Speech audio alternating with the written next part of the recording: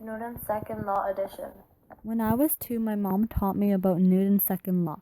She told me the law states that the acceleration of an object is directly proportional to the net force on it and inversely proportional to its mass. But I didn't understand what she meant, so I decided to break it down.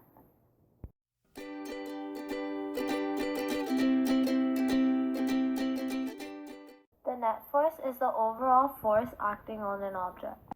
The mass is the quantity of matter. Acceleration is the change in velocity of an object. So for example, how much faster or slower an object goes. Even after breaking it down, I still didn't understand what Newton's second law was, so I spent the next couple of years researching. Once I got older, I decided to go to my Uncle Joe's house to see if he could help me. Uncle Joe told me that Newton's second law basically states that the acceleration of an object depends on the amount of force applied and the mass of the object. He then showed me the equation F equals ma. Force is equal to mass times acceleration. My Uncle Joe then gave me some examples to further explain Newton's second law and the relationships between mass, acceleration, and force. Example number 1 shows how force is proportionate to the acceleration. When the force is doubled, the acceleration also doubles. When Chelsea pushes Chasney with a small force, she moves slowly.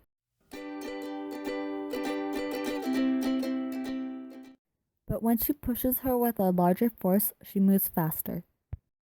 Here is a free body diagram to represent the situation.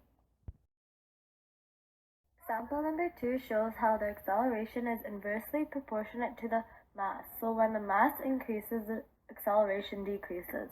When it was just Chasney on the zip line, she was able to get to the other side quickly. However, when Anastasia and Chasney were both on the zip line and pushed with the same force, they got to the other side much slower. Here is a free body diagram representing the situation. Thanks to Uncle Joe, I was finally able to understand Newton's second law.